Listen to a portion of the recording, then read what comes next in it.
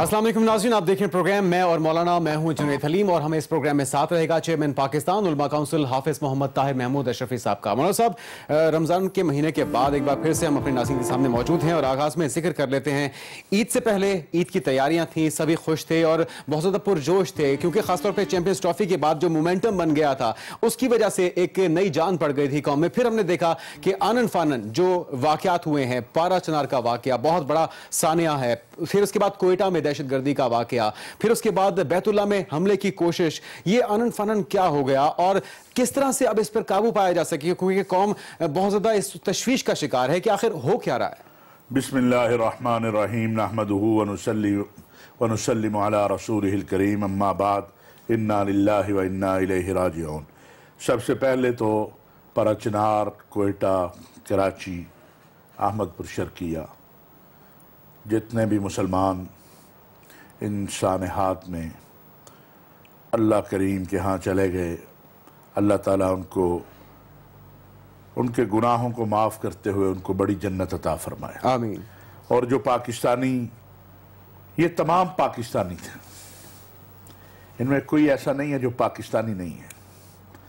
इन सब के खून का रंग पाकिस्तान का रंग है और वो हमारा परचम है, सबज़ और सफ़ेद। इनमें ना कोई शिया था, ना कोई सुन्नी था, ना कोई बरेलवी था, ना कोई देवबंदी था। ये सबज़ हलाली परचम के नीचे सब पाकिस्तानी थे। मैं आज कुछ बातें अपनी कौम से करना चाहता हूँ, आपसे नहीं। ये जो हमें देखते हैं इनसे करना चाहता हूँ। दुरुस्त। मैं इनसे कहना चाहता हूं कि जब हमें कोई मारने आता है तो वो हमें शिया सुन्नी समझ के नहीं मारता, वो हमें मुसलमान मसीही समझ के नहीं मारता।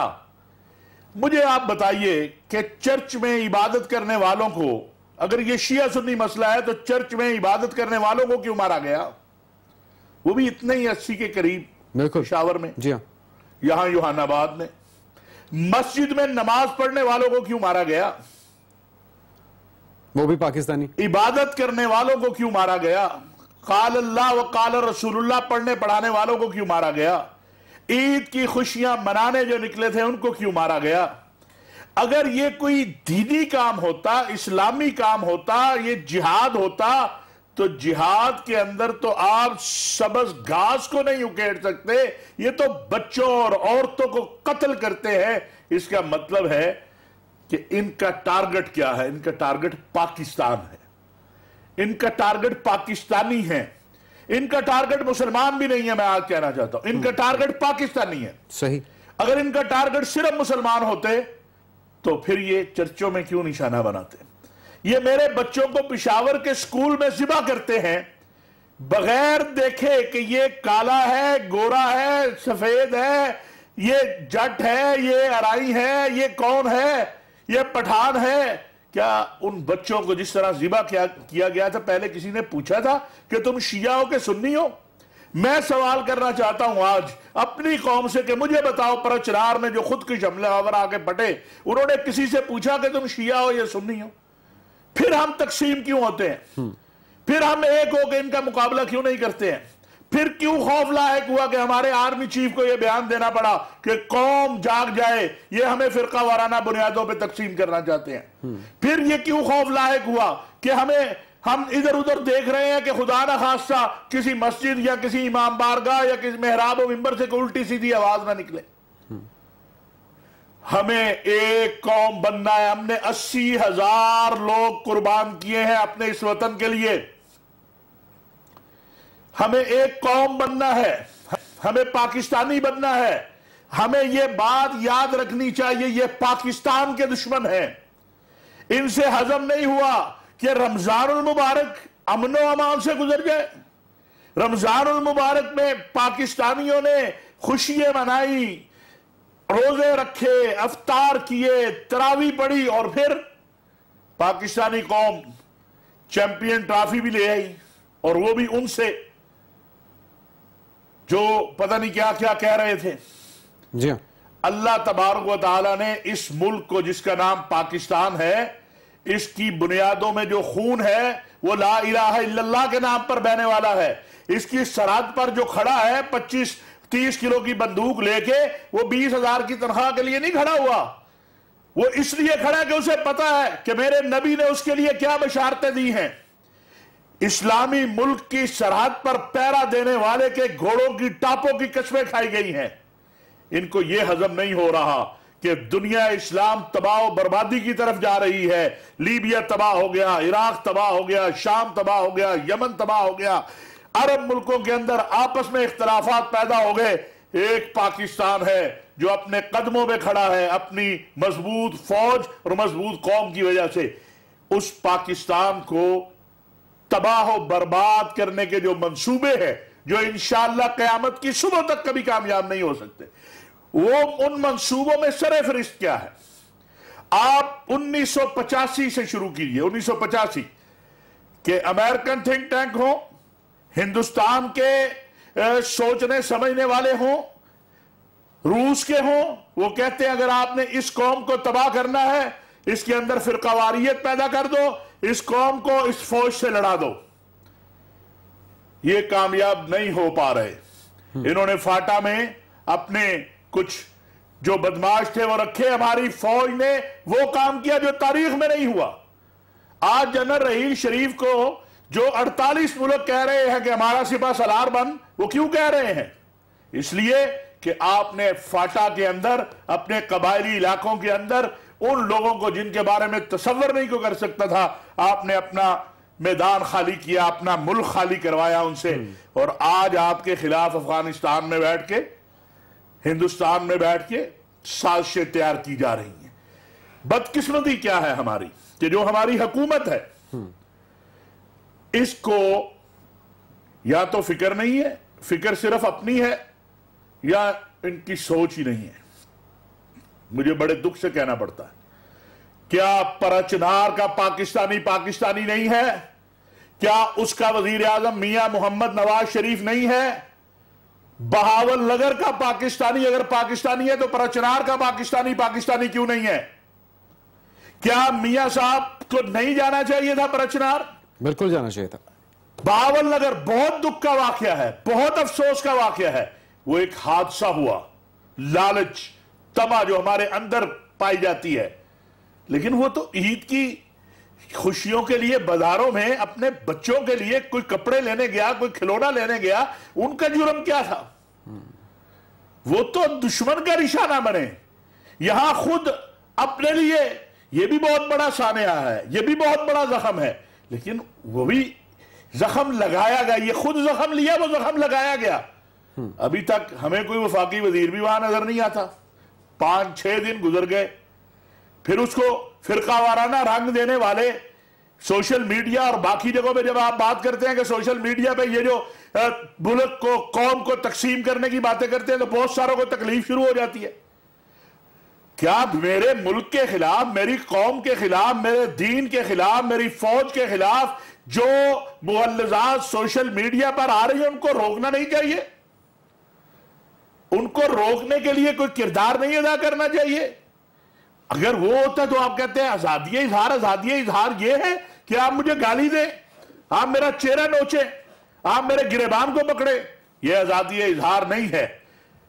وزیر داخلہ صاحب نے کل کہا قوم رزلٹ چاہتی ہے, پکڑے ان کو جو یہ سارے کام کر رہے ہیں.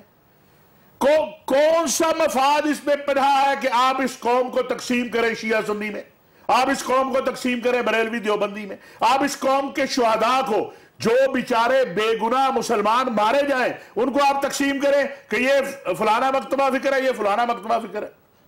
جو اس قوم کو تقسیم کر رہا ہے وہ اس ملک اور قوم کا وفادار نہیں ہو سکتا. بالکل ٹھیک ہے مولانا صاحب, آپ ذمہ داروں کو پکڑا جائے, اب پکڑ بھی لیا جائے, پکڑنا بہت ضروری ہے, اس میں کوئی دو رائے نہیں, لیکن اس کے باوجود وہ جو چلے گئے ہیں دنیا سے ان کو تو واپس نہیں لایا جا سکتا. بتایا جاتا ہے کہ سیکیورٹی انتظامات پہلے سے بہت زیادہ تھے کیونکہ تھریٹس موجود تھے, پھر بھی خودکش حملہ آوروں کا آنا, پھر جب امدادی ٹیمیں آئی ہیں ان پہ بھی حملہ ہو جانا, یہ ایک سوالیہ نشان نہیں ہے.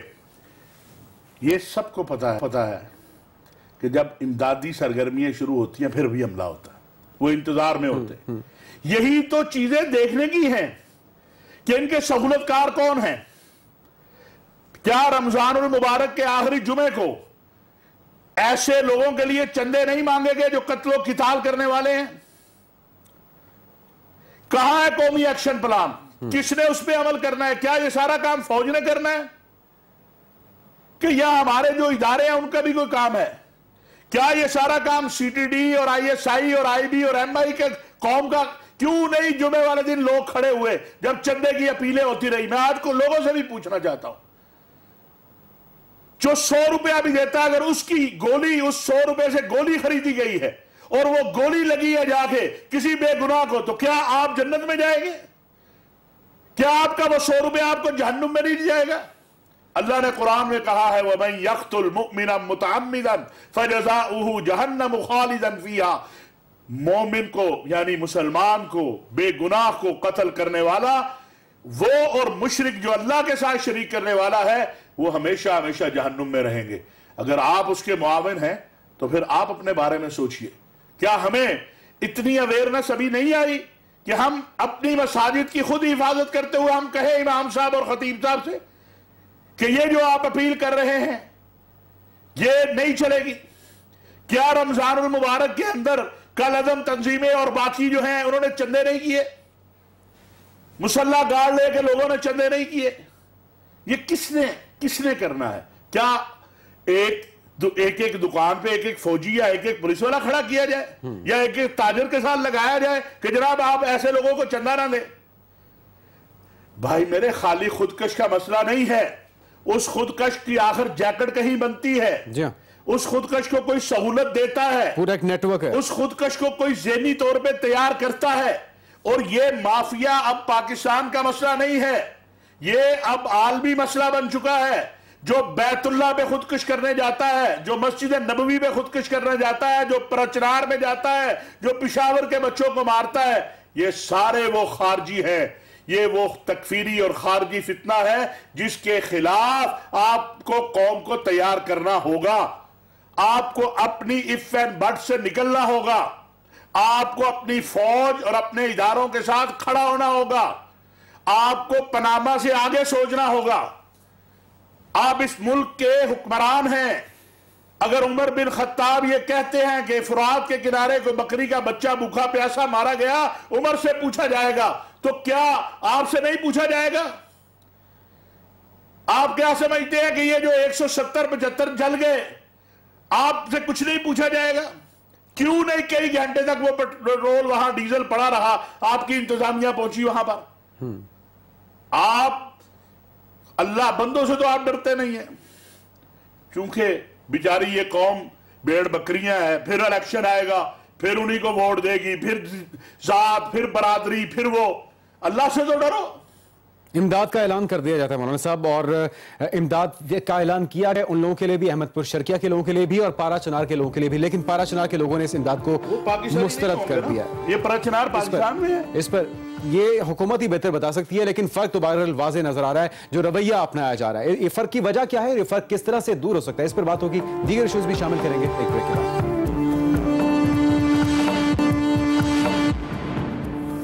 بریک کے بعد ناظرین آپ کو کہیں گے خوش آمدید۔ موسم ہم بات کر رہے تھے ان افسوسناک سانحات کی، اور پھر جو حکومتی رویہ ہے اس میں تفریق کیوں رکھی جا رہی ہے؟ بہت اچھی بات ہے، وزیر اعظم اپنی مصروفیات ترک کر کے واپس آئے، فوراً بہاولپور پہنچے، جائے وقوع کا دورہ بھی کیا، لیکن ان کا کیا قصور ہے جو کہ شہید ہوئے پارا چنار میں، کوئٹہ میں یا کراچی میں، اور جو امداد دی گئی اس میں بھی واضح فرق دکھائی دے رہا ہے؟ یہ پارا چنار پاکستان میں ہے؟ یہ میاں صاحب بہتر بتا سکتے ہیں۔ یہ وزیر اعظم بتایا تو یہی جاتا ہے کہ وزیر اعظم بھی یہی ہے، بہاول نگر وہ کیا ہے، بہاولپور، احمد پور شرکیہ، وہ بھی پاکستان میں ہی ہے نا؟ جی ہے تو پاکستان میں۔ دونوں پاکستانی جو ہیں ان کا جھنڈا جو ہے وہ سفید اور سبز ہی ہے، بالکل ان کا بھی سفید اور سبز ہی ہے تو ایسا ہی مولانا صاحب۔ یہ ایک حادثے کا شکار ہوئی جو خود انہوں نے اپنے لیے کیا، میں یہ نہیں کہہ رہا، غفلت کہہ لیں، ناسمجھی کہہ لیں، غفلت، ناسمجھی، ان کو دشمن نے نشانہ بنایا۔ آپ سلوک کیا کر رہے ہیں؟ واضح فرق ہے اس سلوک میں، اور وہ محرومی کا احساس مزید ان کو دلایا جا رہا ہے جو پہلے ہی جس کا شکار ہے۔ آپ ان کے ساتھ سلوک کیا کر رہے ہیں؟ آپ کیا ثابت کرنا چاہتے ہیں؟ آپ کیا کرنا چاہ رہے ہیں؟ کیا وہ آپ پہ بوجھ ہے؟ کیا وہ آپ کے لیے کوئی مشکل پیدا کر رہے ہیں؟ جناب والا رحم کرو، یہ پیسہ کوئی آپ نے اپنی جیب سے تو دینا نہیں، بلکہ آپ تو قوم کے پیسے سے ماشاءاللہ کافی مستفید ہو چکے ہیں اور ہو رہے ہیں۔ ایسے ہی ہے۔ کیوں نہیں پہنچے وزیر داخلہ صاحب ہمارے پرچنار؟ آج 6 دن ہو گئے، 5 دن ہو گئے، کوئی آپ کسی وفاقی وزیر کی ہم نے شکل دیکھی وہاں کوئٹہ میں دیکھی؟ یہ جو روز جب وہ پاناما کی تاریخ ہوتی ہے ایسے ایسے آ رہے ہوتے ہیں، ان میں سے کسی کو توفیق ہوئی کہ یہ ایسے ایسے کرتا ذرا پہنچتا وہاں پر بھی ایک ڈائس لگا کے بات کرتے، وہاں پر بھی کسی کو گلے کے ساتھ لگا کے حوصلہ دیتے، وہاں پر بھی کسی کے سر پہ دست شفقت رکھتے؟ کیا یہ آرمی چیف کا کام ہے کہ وہ پولیٹیکل اور مذہبی جماعتوں کے ساتھ پھر وہ کرتے ہیں، پھر آپ چیختے ہیں؟ جب آپ نہیں کریں گے تو کوئی تو کرے گا. جب آپ کے پاس فرصت نہیں ہوگی تو اس ملک کی بقا اور سلامتی کے لیے کوئی تو کرے گا نا یار. پھر آپ کہتے ہیں جناب مداخلتیں ہوتی ہیں. تو جناب مداخلتیں جب آپ اپنا کام نہیں کریں گے اور وہ بھی نہ کریں تو پھر کون کرے گا؟ پھر آپ کیا پیغام دینا چاہتے ہیں؟ کیا بتانا چاہتے ہیں؟ آپ نے ملک کے اندر مایوسی پیدا کی ہے، آپ کی خارجہ پالیسی سے آپ تنہا ہوتے چلے جا رہے ہیں. ٹھیک ہے، ہمیں امریکہ سے جناب کچھ نہیں ہے، بڑے ہم نعرے لگاتے ہیں. جو نعرے لگاتے ہیں نا امریکہ کے، مرد آباد کے، ان کو بھی جب امریکی سفیر کہتا ہے تو وہ خفیہ جا کے اس کے ساتھ ڈنر کر آتے ہیں. ان کے بچے بھی باہر ہی پڑھتے ہیں، باہر ہی پڑھ لیتے ہیں. وہ کہتے ہیں یہ تو مال غنیمت ہے. ہاں جی، بڑے بڑے یہاں وکی لیکس نے بڑا کچھ بتایا، بڑا بڑا کچھ یہاں موجود ہے. بات صرف اتنی ہے کہ جناب والا آپ کی خارجہ پالیسی کے نتیجے میں پہلے عرب دنیا میں ہندوستان انٹر ہوا اور اس نے عرب دنیا کے اندر اپنے لیے جگہ بنانی شروع کی. آپ کا وہ دوست ملک متحدہ عرب امارات جو ہر مشکل مرحلے میں آپ کے ساتھ کھڑا تھا، جا کے 73 ارب ڈالر کے معاہدے ان کے بھارت کے ساتھ ہوئے. اب جناب ٹرمپ کے ساتھ کھڑا ہے جا کے مودی، اور آپ نے ٹرمپ سے ملاقات کا موقع ضائع کیا. میں یہ نہیں کہتا کہ ٹرمپ کوئی خدا ہے یا سپر پاور ہے، لیکن اگر آپ نے اس دنیا میں سروائیو کرنا ہے تو آپ کی ایک خارجہ پالیسی ہونی چاہیے. نہ آپ کی عرب ممالک کے اندر کوئی حیثیت رہ گئی ہے، نہ آپ کی یورپی ممالک میں کوئی حیثیت رہ گئی ہے. ایک پاناما آپ کے گلے پڑ گیا ہے، وہ پتہ نہیں یہ ڈھول کیسے پھٹے گا اور کیسے بجے گا. مولانا صاحب پھر یہ تو قصور پی ٹی آئی کا ہوا یا اپوزیشن کا ہوا جو الجھائے ہوئے ہیں اور حکومت کو کوئی اور کام کرنے نہیں دے رہی. ہاں بالکل، یہ جو آف شور، پھر حکومت کو تو آپ ذمہ دار نہ ٹھہرائیں نا. یہ آف شور کمپنیاں میرے خیال عمران خان صاحب نے لے کے تو میاں صاحب کے بچوں کے نام کر دیا نا. ایسا ہی لگتا ہے، کچھ ایسا ہی لگ رہا ہے. ایسا لگ رہا ہے کہ میاں صاحب حکومت نہ کریں. میاں صاحب کو کس نے روکا ہے؟ عمران خان نے روکا پرچنار جانے سے. میاں صاحب کو عمران خان نے روکا ہے کوئٹہ جانے سے. لیکن مولانا صاحب مقامی قیادت میں سے بھی تو کوئی نہیں پہنچا، وزیر اعلیٰ ہوں یا خان صاحب ہوں. مجھے آپ یہ بتائیے، وہ ہمارے بچے ذبح ہوئے تھے پشاور سکول میں، یاد ہے آپ؟ جی. اس دن ہم نے کہا تھا ہم قوم کو ایک بیانیہ دیں گے، قومی بیانیہ. بالکل. کہیں ملا آپ؟ آج تک تلاش کر رہے ہیں. ڈرامے ہم نے بہت دیکھے ہیں اور ڈرامے ہو رہے ہیں. وہ ایک محکمہ نیکٹا بھی ہے، وہ بھی کبھی کبھی قومی بیانیہ بنوانے جاتا ہے ان سے جن کو اپنا بیانیہ پتا نہیں ہے. کدھر گیا قومی بیانیہ؟ کدھر گیا قومی؟ صرف بیان کی حد تک تھا مولانا صاحب. وہ یہی میرا سوال ہے، اس کا جواب دیں. یہ خون آپ کا خیال ہے بولے گا نہیں؟ یہ خون کا جواب دینا پڑے گا. بات یہ ہے کہ ہم سارے حج بھی کرتے ہیں، عمرے بھی کرتے ہیں، رسول اللہ صلی اللہ علیہ وسلم کے روضہ اطہر پہ بھی جاتے ہیں، تو یہ رسول اللہ کے امتیوں کا جواب نہیں دینا پڑے گا؟ آپ منصب پہ بیٹھے ہیں، آپ اقتدار پہ بیٹھے ہوئے ہیں. ہاں، میں آج ایک بات کہنا چاہتا ہوں یہاں کہ سیدنا عمر بن خطاب رضی اللہ تعالیٰ عنہ پہ جب حملہ ہوا اور آپ زخمی تھے تو آپ رو رہے تھے. تو سیدنا علی کرم اللہ وجہ پہنچے، کہا عمر کیوں رو رہے ہو؟ کہا مجھے اللہ سے خوف آ رہا ہے کہ میرا پتہ نہیں کیا معاملہ ہوگا. یہ عمر کہہ رہا ہے جس کی خواہش پہ اللہ قرآن اتار دیتا تھا. سیدنا علی نے کہا عمر گھبرا نہ، میں نے اللہ کے نبی صلی اللہ علیہ وسلم سے تیرے لیے جنت کے بارے میں سنا ہے. یہ عمر جس کو جنت کی بشارتیں ہیں، اللہ کے سلام آتے ہیں، اس کا یہ حال ہے. اور آپ جناب گھروں میں آرام سے بیٹھے ہیں اور آپ بے خوف بیٹھے، آپ سے پوچھا نہیں جائے گا. تو آپ کیا کر سکتے ہیں؟ وہ جو بیان دیا جاتا ہے کہ ہم سب دہشت گردی کے خلاف متحد ہیں، ایک ہیں، وہ بیانات بھی صرف بیان. قوم کو سوچنا ہوگا، یہ قوم کو کیا اب بھی وقت نہیں آیا کہ ہم عالمی دنیا کو بتائیں کہ ہندوستان ہمارے ساتھ کیا کر رہا ہے؟ کیا اب بھی وقت نہیں آیا کہ ہم افغانستان کی آنکھوں میں آنکھیں ڈال کے بات کریں کہ یہ بدماشی کب تک چلے گی؟ کب تک ہمارا خون بہاؤ گے تم؟ کب تک یہاں دہشت گردوں کو بٹھا کے ہمارے بچوں کو اور ہمارے بوڑھوں کو اور ہمارے جوانوں کو اور ہماری بیٹیوں کا قتل عام کرواؤ گے؟ کب وقت آئے گا وہ؟ کب آپ ان مصلحتوں سے باہر آئیں گے؟ وقت آپ پر یہ آ گیا ہے کہ آپ کو اشرف غنی آنکھیں نکال رہا ہے، آپ کو کرزئی آنکھیں نکال رہا ہے۔ یہ وقت ہمارے اوپر آ گیا، ہم عالم اسلام کی واحد 8ویں قوت ہیں، اور وقت ہمارے اوپر یہ آ گیا کہ کہا جاتا ہے جناب حضرت صاحب دورے پر گئے، پتہ ہی نہیں ہے اس دورے کے پیچھے کیا ہے۔ کیونکہ خدا کے لیے اس ملک کو کوئی ایک وزیر خارجہ دے دیتے آپ، اس ملک کو کوئی داخلہ پالیسی آپ دے دیتے۔ چوئی نثار صاحب نے کل پریس کانفرنس کی، سوشل میڈیا، چوئی صاحب یہ سوشل میڈیا میں نے کنٹرول کرنا ہے یا آپ نے کرنا ہے؟ اگر تو ہم دونوں نے کرنا ہے تو بھائی ٹھیک ہے، پھر ہم کوشش کرتے ہیں۔ یہ جناب آپ نے یعنی کہ وہ بھی وہی کام کر رہے ہیں جو اپوزیشن کرتی ہے۔ آپ کے نیچے ادارہ ہے FIA، میں تو آپ کو جاتے جاتے سخت جان کی ایک اطلاع دیتا جاؤں۔ اچھا، یہ سوشل میڈیا پتہ کیوں نہیں کنٹرول ہو رہا؟ کیا ایک وزیر صاحبہ ہے،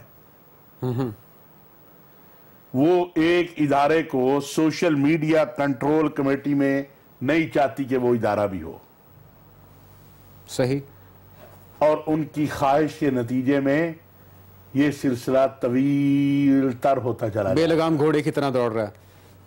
یہ ہے مسئلہ۔ اب اس وزیر صاحبہ کو کون سمجھا سکتا ہے؟ وہ وزیر صاحبہ ہے، ان کو وزیر اعظم ہی سمجھا سکتے ہیں۔ یہاں تو وزیر کہتے ہیں، کوئی شرم ہوتی ہے، کوئی حیا ہوتی ہے؟ یہ وزیر ہی لوگوں کو کہہ سکتے ہیں، لوگ بیچارے تو نہیں کہہ سکتے نا، صحیح، لوگ تو نہیں کہہ سکتے، کیونکہ لوگ کہیں گے تو پھر جمہوریت خطرے میں آ جائے گی بھائی، پھر اقتدار خطرے میں آ جائے گا، پھر اس ملک کا سسٹم خطرے میں آ جائے گا۔ تو اس لیے یہ وزیر ہی کہہ سکتے ہیں کہ کچھ شرم ہوتی ہے، کچھ حیا ہوتی ہے۔ خدا کا واسطہ ہے، بے گناہوں کا خون بہ رہا ہے، انسانیت کا قتل عام ہو رہا ہے، آپ کو اپنی پڑی ہے۔ اگر آپ کو اتنی ہی چیزیں عزیز ہیں اپنی، تو مہربانی کرو اس قوم پر رحم کرو۔ آپ چند دن کے لیے کسی اور کو کہو بھئی یہ نظام سنبھال لو، یہ پناما وناما سے فارغ ہو کے پھر آ جاؤ آپ۔ یعنی کہ 20 کروڑ عوام چاہے خطرے میں رہے، جمہوریت کو خطرہ نہیں ہونا چاہیے۔ بالکل، وہ پتہ نہیں کون جمہوریت جمہور کے ساتھ ہوتی ہے، یہ واحد جمہوریت ہے جو جمہور کے ساتھ نہیں ہوتی، 200-400 لوگوں کے ساتھ ہے۔ جو یہاں پہ جمہور مر رہی ہے، رٹ رہی ہے۔ آج زرداری صاحب نے کہا مجھے سب سے زیادہ جمہوریت کا وہ ہے جناب، واقعی ٹھیک کہتے ہیں۔ ان کو نظر آ رہا ہے کہ جو حالات و واقعات ہیں، ہو سکتا ہے بلاول بختاور آصفہ نکلیں تو باری آ جائے، لہذا ان کو تو کام بن جائے، پھر سے کام بن جائے۔ تو اس لیے اللہ کر رہے سب جو باتیں آپ نے کی ہیں بہت ہی خوبصورت ہیں۔ میں یہ دکھی دل کے ساتھ میں نے ساری باتیں کی، سچی بات، اور وہ اندازہ بھی آپ کے اندازے بیان سے ہو رہا ہے کہ دل سے کہی ہوئی بات ہے۔ میں شاید ہاتھ جوڑ کے کہنا چاہتا ہوں، اگر کوئی ہمارا پروگرام صاحبان اقتدار میں سے دیکھ رہا ہے تو اس کے بعد مجھے فون کرنے کی بجائے کہ آج آپ تلخ کیوں تھے، وہ میاں نواز شریف صاحب کو کہے کہ میاں صاحب رحم کرو، جاؤ پرچنار، جاؤ کوئٹہ، اور کچھ نہیں کر سکتے ہو تو وہ سارجنٹ جس طرح مارا ہے ایک وزیر نے، اس کے بچوں کو انصاف دلا دو۔ 2 لاکھ روپیہ قیمت لگائی یار، بہت افسوسناک معاملہ ہے۔ کوئی ایک واقعہ نہیں ناظرین، بہت سے بے شمار واقعات ہیں، اور ہم کوشش کر رہے ہیں کہ جو معاملات جن پہ حکومت غفلت کا مظاہرہ کر رہی ہے انہیں ہوش کے ناخن دلائے جا سکیں۔ اس حوالے سے اور دیگر اہم ایشوز بھی ہیں جن پہ بات ہوگی ایک بریک کے بعد۔ ناظرین بریک کے بعد آپ کو کہیں گے خوش آمدید موسیٰ، بات کر لیتے ہیں سعودی عرب کی اور وہاں پہ لیڈرشپ میں ہونے والی ڈرامائی بڑی تبدیلیوں کی۔ اور انہوں نے شاہ سلمان نے اپنے چہیتے بیٹے محمد بن سلمان کو اپنا کراؤن پرنس بنا دیا ہے، اور وزیر دفاع کا عہدہ پہلے ہی ان کے پاس موجود تھا، اور یہ بھی ہمارے پاس خبر آئی ہے کہ سخت جان کی بجائے اس بار آپ خود پہنچے ہیں وہاں پہ۔ تو آپ نے کیا دیکھا یہ تبدیلیاں اور اس کا مستقبل کیا دیکھ رہے ہیں آپ؟ دیکھیں بات یہ ہے کہ شاہ سلمان کا یہ فیصلہ نہیں ہے، ان کی ایک کونسل ہے، اس کونسل نے یہ فیصلہ کیا اچھا کہ اب محمد بن نائف جو کہ بہت احترام مقام رکھتے ہیں، اور ان کے والد کا، ان کا بہت سعودی عرب کے امن و امان میں اور دنیا کے امن و امان میں محمد بن نائف کا بہت بڑا کردار ہے، لیکن چونکہ سعودی عرب جو ہے اب وہ آگے کی طرف بڑھ رہا ہے اور ان کی کونسل نے فیصلہ کیا کہ اب محمد بن سلمان جو ہیں، جو میں یہ بات جانتا ہوں کہ جب تک محمد بن نائف ولی عہد تھے، محمد بن سلمان ایک معاملے میں ان سے مشاورت کرتے تھے، اچھا، اور دونوں کے درمیان جو تعلق تھا وہ بہت مضبوط تھا، اور یہ جو آ رہا ہے کہ نظر بند کر دیا گیا یا اس طرح کی افواہیں اس میں صداقت نہیں ہے۔ میں آپ کو بتاؤں کہ جو اس وقت وزیر داخلہ ہے سعودی عرب کا عبدالعزیز، وہ محمد بن نائف کا نہ صرف یہ کہ بھتیجا ہے بلکہ محمد بن نائف کا تربیت یافتہ ہے۔ اچھا، اس کو انگلی پکڑ کے محمد بن نائف نے تربیت کی ہے، اور وہ اسی نہج پہ کام کرے گا جس نہج کے اوپر محمد بن نائف کام کر رہے تھے۔ صحیح۔ ایک مسئلہ درپیش ہوتا ہے، وہ یہ ہوتا ہے کہ آپ اپنے بڑے سے بعض اوقات اس طرح بات نہیں کر پاتے جس طرح آپ کی ریکوائرمنٹ ہوتی ہے، احترام، ہچکچاہٹ بھی ہوتی ہے، ہچکچاہٹ اس کا ایک بات تو یہ بھی ہے۔ دوسری بات یہ ہے کہ چونکہ محمد بن سلمان جو ہیں وہ اب ایک اپنا ویژن لے کے آگے بڑھ رہے ہیں، خواہ وہ 2030 ہو یا یہ ہو کہ 2020 میں ہم نے تیل پہ انحصار ختم کر کے اپنی معیشت کو تیل کے انحصار سے آزاد کرانا ہے، یا نوجوانوں کے اندر جو محبت، احترام، پیار محمد بن سلمان کو ایک نوجوان نسل میں ہے، یہ ساری چیزیں ہیں۔ ان حالات میں میں سمجھتا ہوں کہ ایک ایسا فیصلہ جو باہمی اتفاق سے اور باہمی اتحاد سے ہوا، اور اس میں محمد بن سلمان نے وزیر داخلہ سب سے اہم پوسٹ ہوتی ہے، جو اپنے ساتھ وزیر داخلہ رکھا، وہ تو سمجھ لیں کہ محمد بن نائف کا بیٹا ہے، اس کا بھتیجا ہے، اس کا تربیت یافتہ ہے۔ تو مستقبل کے جو حالات ہیں، میں سمجھتا ہوں کہ چونکہ ایک طرف قطر اور عرب ممالک کا معاملہ ہے، ایک طرف یمن کا معاملہ ہے، دہشت گردی کا معاملہ ہے، اور پھر عالمی اسلامی عسکری اتحاد کا معاملہ ہے، ایران کے ساتھ معاملات ہیں، تو میں دو جگہ پر ڈیوائیڈ کرنے کی بجائے پالیسی ایک جگہ پر جو ہے وہ اب بنے گی، ایک ہاتھ میں ہوگی، اور امید یہ کی جا رہی ہے کہ محمد بن سلمان 32 سال ابھی عمر ہے ان کی، اپنے والد کے جو ان کے والد کا ویژن اور سوچ ہے، اور مجھے چونکہ اب سے 6 ماہ پہلے یہ موقع ملا تھا کہ میں نے خادم الحرمین الشریفین شاہ سلمان بن عبدالعزیز سے بھی، محمد بن سلمان سے بھی، اور اس سے کچھ عرصہ پہلے امیر محمد بن نائف سے بھی، ان تینوں حضرات سے ملاقات کی تھی۔ صحیح۔ میں آپ کو یہ کہہ سکتا ہوں کہ جو کنگ سلمان کی، خادم الحرمین کی جو ویژن اور سوچ ہے، وہی محمد بن سلمان کا ہے، کوئی فرق نہیں ہے اس میں۔ صحیح۔ اس لیے میں اب یہ آگے کی طرف جائیں گے، اور جو مقابلہ ہے انتہا پسندی کا، دہشت گردی کا، باقی معاملات کا، میرا خیال ہے کہ وہ اب بہتر انداز میں حل کرنے کی کوشش کی جائے گی، اور بہتر انداز میں اس کو حل کیا جائے گا۔ صحیح۔ اس لیے ہمیں اچھی توقع، اور میں ایک پیغام اور ایک بات اپنے اس پروگرام کے لیے میں نے رکھی تھی، تو وہ میں آپ کو کہہ دوں کہ مجھے محمد بن سلمان جو ولی عہد ہیں سعودی عرب کے، انہوں نے ایک بات کہی تھی کہ پاکستانی قوم اور پاکستان میرے دل میں بستے ہیں۔ ماشاءاللہ، یہ ان کا ایک پیغام ہے پاکستانی قوم کے لیے، اور وہ فکر مند بھی ہیں۔ آپ دیکھیں گے کہ اگلے چند ماہ میں پاکستان کے حوالے سے، پاکستانی قوم کے حوالے سے بہت سارے ایسے اچھی چیزیں سامنے آپ تعلقات کی مضبوطی میں مزید اضافہ ہوگا۔ ایک اور بات بھی میں ابھی بتاتا چلوں کہ ہمارے ہاں عمرہ ویزا کے حوالے سے بڑی باتیں چلی۔ پاکستانی قوم نمبر 1 پر ہے، جس کو تقریباً، اب مجھے فگر یاد نہیں، لیکن کوئی 1.5 ملین کے قریب ویزے جاری ہوئے ہیں عمرے کے۔ ہمارے بعد انڈونیشیا ہے، ہم اس سے کم تعداد ہے اس سال، اور پھر اس کے بعد اور لوگ ہیں۔ اس لیے اگر ہمارے حکمران اپنی خارجہ پالیسی بہتر نہ بنا سکے تو اس کی ذمہ داری دوسروں پر نہیں ڈالی جا سکتی۔ سعودی عرب اور پاکستان کے تعلقات محمد بن سلمان کے ولیعہد بننے کے بعد میں سمجھتا ہوں مزید مضبوط ہوں گے، بہتر ہوں۔ یہ بہت اچھی بات ہے۔ مولوی صاحب جاتے جاتے اس ٹاپک سے آگے ہم ایک بار پھر سے بیت اللہ پہ جو حملہ ہونے کی کوشش تھی جسے ناکام بنایا گیا بڑی جمع مردی کے ساتھ، اس پہ بھی ذرا روشن ڈالیے گا۔ یہ بہت ہی افسوسناک، یہ خارجی ہیں، تکفیری ہیں، نہ ان کا کوئی دین ہے، نہ ان کی کوئی سوچ ہے، نہ ان کا کوئی ویژن ہے، یہ بے گناہ انسانیت کے قاتل ہیں۔ ان کا قبیلہ وہی ہے جنہوں نے سیدنا عمر کو شہید کیا، سیدنا عثمان کو، سیدنا علی کو، سیدنا حسن و حسین کو۔ بہت دکھ کی بات ہے، لیکن سعودی عرب کے سلامتی کے ادارے مبارکباد کے مستحق ہیں کہ انہوں نے ایک بار پھر گزشتہ سال کی طرح بڑے حادثے سے اس امت کو بچایا۔ امت مسلمہ مضطرب ہے ان حالات کے اوپر، اور میں سمجھتا ہوں کہ پوری امت کو ایک وحدت کی ضرورت ہے۔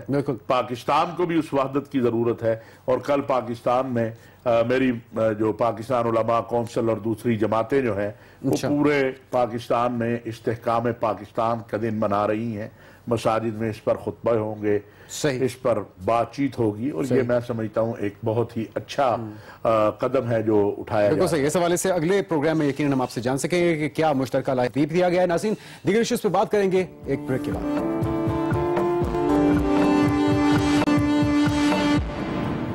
بریک کے بعد ایک بار پھر سے آپ کو کہیں گے خوش آمدید۔ مولوی صاحب بات کر رہے تھے بیت اللہ پر دہشت گردانہ حملے کی ناکام کوشش کی، یہ کون لوگ ہیں اور اس کے خاتمے کے لیے کیا مؤثر اقدامات ہونے چاہیے آپ کے خیال میں؟ جب تک اس امت کے علماء، حکمران ایک فکری نظریاتی اتحاد نہیں بناتے، یہ جو ہمارا میڈیا ہے اس کو استعمال نہیں کیا جاتا نوجوان نسل کی رہنمائی کے لیے، کشمیر سے لے کر فلسطین تک اور شام سے لے کر یمن تک کے مسائل کا حل نہیں نکالا جاتا، یہ معاملہ نہیں رک سکتا۔ اس کے لیے جاگنا ہوگا، اٹھنا ہوگا، محنت کرنی ہوگی، جدوجہد کرنی ہوگی، اس مسئلے کو مسئلہ سمجھنا ہوگا کہ آخر میرے نوجوان کو یرغمال کون بنا رہا ہے۔ علماء کو اس کے لیے کردار ادا کرنا ہوگا، علماء کو اس کے لیے میدان میں نکلنا ہوگا، علماء کو اس کے لیے کسی مصلحت کے بغیر، کسی مفاد کے بغیر میدان میں آنا ہوگا، اور حکمرانوں کو، اسٹیبلشمنٹ کو، یہ میں پورے مسلم امہ کی بات کر رہا ہوں، خالی اپنی نہیں بات کر رہا، ان کو طے کرنا ہوگا کہ اب ہم نے یہ کام نہیں ہونے دینا۔ اگر تو یہ امہ اس کے لیے تیار ہو گئی، جس کے لیے کوششیں کی جا رہی ہیں، ایک عسکری اتحاد بنا ہے، فکری اتحاد کے لیے کوششیں کی جا رہی ہیں، اگر تو ایسا ہو گیا تو امید کی جاتی ہے کہ کوئی اچھی کہیں نہ کہیں جا کے اس کو سٹاپ لگے گا۔ بالکل ٹھیک ہے، اور اگر نہ ہوا تو حالات مزید خرابی کی طرف جا سکتے ہیں۔ مولوی صاحب بات کر لیتے ہیں پیناما لیکس کی، اور پیناما لیکس کے اندر جے آئی ٹی کی کارروائیاں جاری ہیں، لیکن آپ نے کیا پیش گوئی کی تھی؟ سخت جان کی رپورٹس کیا تھی؟ پہلے وہ اپنے ناظرین کو دکھاتے ہیں، پھر اس پہ مزید بات۔ پارٹی کی پوزیشن سٹرونگ دکھائی دے رہی ہے۔ دیکھیے، ایک ہے میاں نواز شریف صاحب کی بات۔ میاں نواز شریف صاحب کو اس کیس کے اندر لا کے نااہل قرار دلوانا جو عمران خان صاحب کی خواہش ہے وہ تو نظر نہیں آ رہا ہے، وہ تو ممکن نہیں لگتا ہے۔ ہاں، یہ ممکن لگتا ہے کہ جو ان کے بچوں کا معاملہ ہے، جو اس مریم نواز صاحبہ کا معاملہ ہے، اس معاملے میں کوئی چیز ایسی آ جائے کہ جو ایک مستقبل کے اندر جو ہے میاں نواز شریف صاحب کی فیملی کے لیے مسئلہ بن جائے، ڈائریکٹلی میاں نواز شریف صاحب کو آؤٹ کر کے، جس طرح یوسف رضا گیلانی صاحب کے ساتھ ہوا کہ جب وہ عدالت میں گئے تو وزیر اعظم تھے، باہر نکلے تو جھنڈا اتر چکا تھا، اس طرح نظر نہیں آ رہا ہے۔ ڈائریکٹلی نواز شریف صاحب کو آؤٹ نہیں کیا جائے گا، لیکن بچوں کو لے کے ایسا معاملہ ہو سکتا ہے جو کہ حکومت کے لیے پریشانی کا باعث بن سکتا ہے۔ اسپیشلی مریم نواز کا ذکر آپ نے کیا، اور ویسی کوئی صورتحال بنتے ہم دیکھ رہے ہیں۔ مولوی صاحب 3 بار پیش ہوئیں گے ابھی حسن نواز، اور 6ٹھی بار پیش ہوں گے حسین نواز، جبکہ مریم نواز صاحبہ 5 جولائی کو پیش ہونے جا رہی ہیں۔ دیکھیں، ایک ہم نے اور بات کہی تھی سخت جان، اچھا، وہ اس نے کہی تھی جب لوگ کہہ رہے تھے نا کہ کلین چٹ مریم نواز، وہ نہیں ملی۔ آپ نے کہا تھا ڈان لیکس کے معاملے پہ مل جائے گی، اس معاملے پہ بلایا جا سکتا ہے۔ اب بات یہ ہے کہ میاں نواز شریف صاحب کو عدالت نے واقعی اس طرح نہیں کیا جس طرح نااہلی تو نہیں ہوئی۔ اب یہ جے آئی ٹی اب تک کی جو صورتحال ہے اس کو ہر طرح سے متنازع بنانے کی کوشش کی جا رہی ہے۔ اب آخری انحصار کس پہ ہے؟ وہ ہے شیخ جاسم کے بیان پر. میں نے کہا شیخ رشید کا نام نہ لینے جا رہے ہیں آپ. شیخ جاسم کا بیان لینے کیا JIT قطر جائے گی یا نہیں جائے گی؟ یہ بڑا امپورٹنٹ سوال ہے. اور میں آپ کو بتاؤں اس وقت کی صورتحال میں شیخ جاسم کبھی بھی نہیں چاہیں گے کہ میاں نواز شریف ان کے ہاتھ سے نکل جائے. کیونکہ 2 ماہ سعودیہ کے پہلے ساتھ کی پوزیشن اور تھی، اب پوزیشن اور ہے. بالکل ٹھیک ہے. لہذا اب آپ دیکھیے کہ JIT قطر کے معاملے میں کیا کرتی ہے اور وہی فائنل چیز ہوگی. اگر JIT قطر گئی تو پھر نتائج مختلف ہوں گے.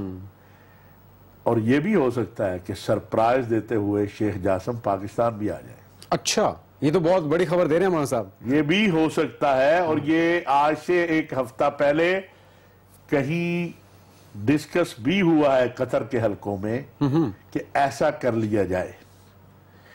اب دیکھنا یہ ہے، یہ جو مولانا صاحب آپ ہینڈ دے رہے ہیں یہ تو ابھی تک حکومت کی جانب سے بھی کہیں سے ایسی خبر نہیں آئی. یہ بہت بڑی خبر ہوگی. اب دیکھنا یہ ہے کہ JIT کے پاس اتنا ٹائم ہے یا دن تو نہیں بہت ہے. کم ہے، بہت کم دن رہ گیا. کیا عدالت اور وقت دے گی؟ یہ سارا کچھ دیکھنا ہوگا.